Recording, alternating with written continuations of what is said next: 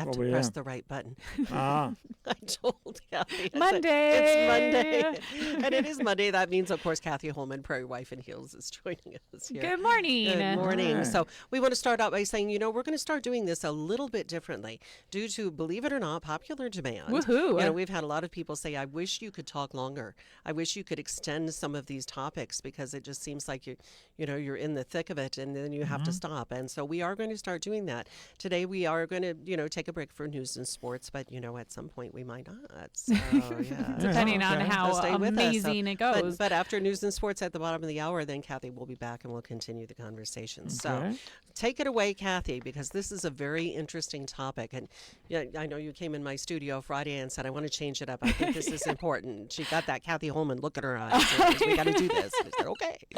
So, Which I love that you know that you recognize do that and recognize don't that. back away slowly in fear when you see it.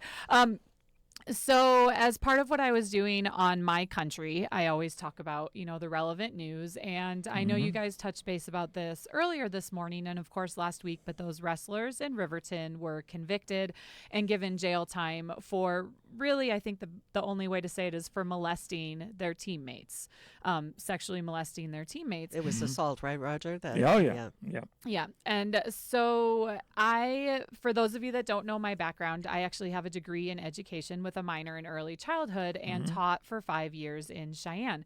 And part of my experience there was frequently, sadly, dealing with children that had been sexually abused. So because of that experience, I start talking to my children as soon as they're about 18 months old and have the vocabulary about appropriate touches. And I felt like it was important with all of this in the media with the wrestlers that we talk about this on air because I truly did not realize how many people have no idea what to say to their kids, what age they should start talking to their children.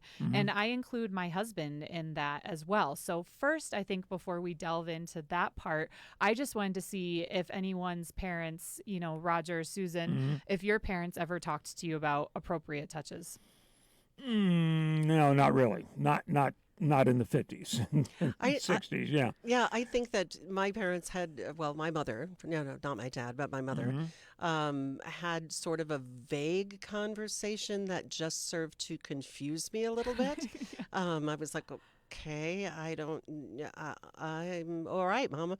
It must have gotten through enough because as I was sharing with Kathy earlier, I will share with you that, at one point when I must have been 4 or 5, one of the neighborhood boys decided he wanted to engage in a game of I'll show you mine if you show me yours. Yeah.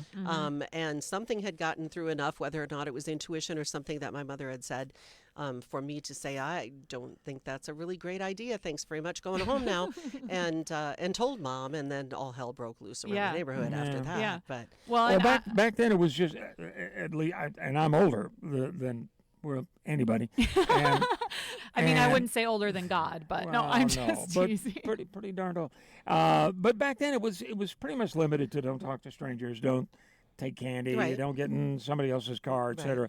And that was kind of where it was left back then. Well, and here I am, a child of the 80s, Yeah. and my parents never talked to me about it, ever.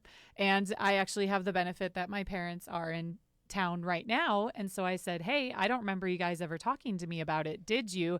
And they were like, well, no. And I thought it was interesting because my father said, well, it wasn't as big of a deal back then. Right. As in it wasn't as prevalent. And I said, yeah, I bet it was. It was. It's just People people didn't know hid about it. it. They Didn't didn't know talk about about it. it. No one was educated. And so that even reinforced more to me that we needed to have this show and talk about this. So now Susan, did you ever talk to your boys about it? Or Roger, did you talk to Mary about it ever? You go first. Oh, okay. Gee, thanks, Roger. Yes, I did. And it's interesting the dynamic around our house is I'm the only female in the house. Yeah. So sometimes they don't want to hear like that stuff, la la la, from mom. Oh, yeah. So often when we have any kind of those sorts of discussions, we do it together. Rich and I do it together, and then I go, okay, and here's the female point of view. Let me tell you this, so that it's kind of a double thing. And keep in mind, too, for our listeners, we're not talking about the birds and bees talk. We are specifically talking about is it okay for someone to touch you in your private area? Right. So Susan, you did. Roger? I didn't personally. I don't. I would have. I didn't know this was coming up, and I would have to ask Karen if she had the talk with Mary, but I didn't. And it shouldn't. I grant you this, but it feels a little weird no, for a dad to have the conversation with It's a daughter. very, I don't it's know. very hard to have these Yeah. conversations. Yeah, and I understand exactly what you're saying, Roger, because when I started talking to our kids about it, I told my husband, "Hey, you need to participate in this conversation." Well, I don't know what's that. You can just do it. You can just do it. But we have 3 boys and 2 girls. I'm with him. They need, yeah, right.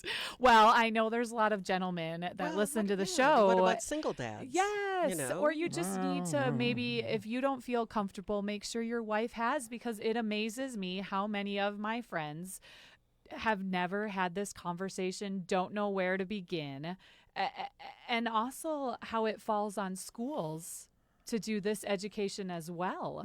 So I know I teach Sunday school, and as part of our Sunday school curriculum, we have a day of class where we talk to our students about appropriate touches. If it's covered by a swimsuit, it's private. No one should be touching it except for mommy and daddy and your doctor. But then that leads into a whole thing. So statistically, hold on, I'm trying to find on all my notes.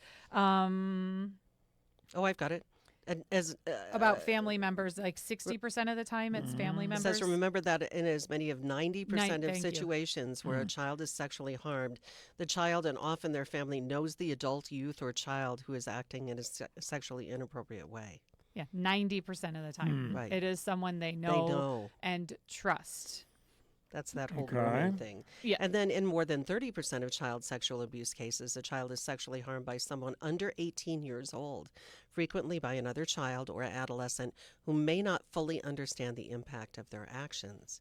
So this is twofold talking to your Yeah. kids about this. One, don't let that happen to you, and two, Don't don't do it. do that to someone else, because this is the harm that can come from it. Well, and the and legal repercussions that can come from And it. I know there's some people that are going, what are you talking about? A kid sexually molesting another kid. But here's the situation. And I'm speaking as an educator who has had this happen, not in my classroom, but in the bathrooms with my students. If a child has been sexually molested, most of the time they are taught by the person, this is okay.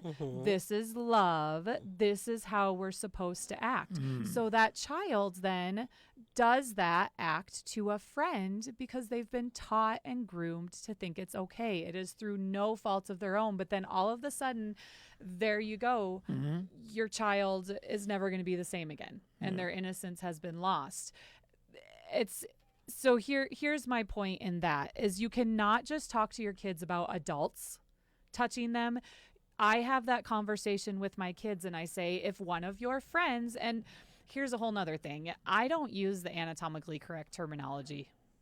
There were a lot of people on Facebook that commented that they said, hold on, I'm trying to find the quote. Okay, so this one, we also, from Allie, excuse me, Allie, she said, we talk very openly about our bodies and use correct anatomical terms for everything.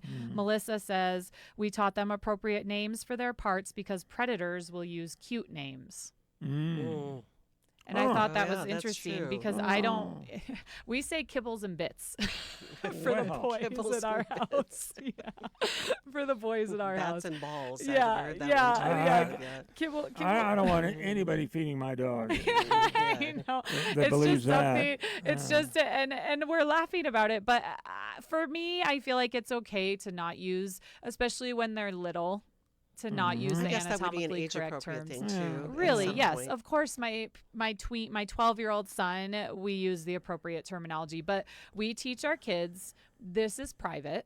If it is covered by your underpants, it is private. No one touches it but you, or mommy and daddy if we're helping you clean, or the doctor if they're helping you. And even then, if you're not comfortable, you need to speak up. That's the phrase we use all the time. You need to speak up. If someone tries to touch your privates, if someone tries to have you, and of course, this is the little kid conversation. I'm giving you guys that tool right now, I guess.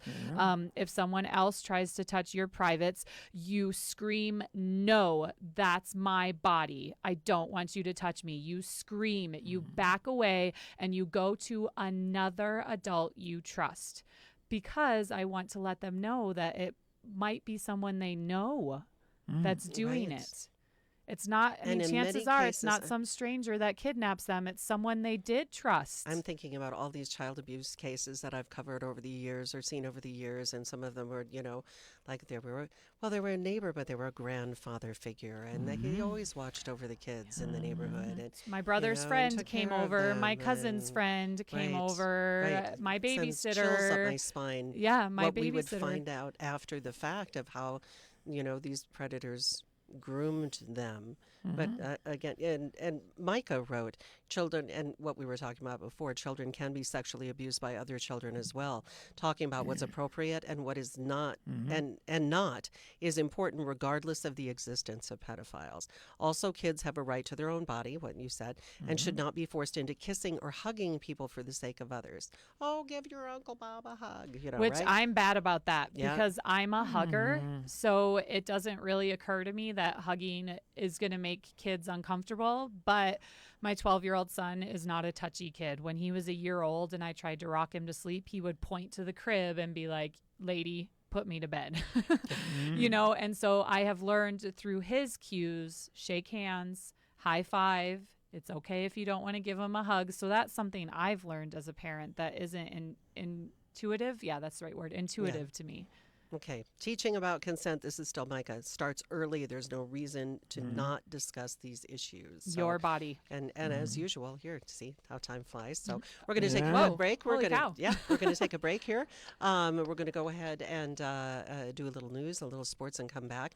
Kathy Holman, Prairie Wife in Heels, and continue this conversation. Let's do it. And we're back with Kathy Holman, Prairie Wife in Heels. We've been talking about appropriate touching or inappropriate touching, and whether or not you teach your kids the difference And what to say. Yeah, and what to say. And Yeah. during this break, Kathy and I have just been going back and forth, but we want to hit on this and we want to make sure we talk about this, and It's so important. it is. So I'm going to start here. This is actually, I heard this on NPR segment that was talking about Catholic schools trying to deal with the clergy abuse and talking to the to their students about this, and they got a backlash from some parents who did not want them to talk to their kids about it because they didn't want them to be aware of it.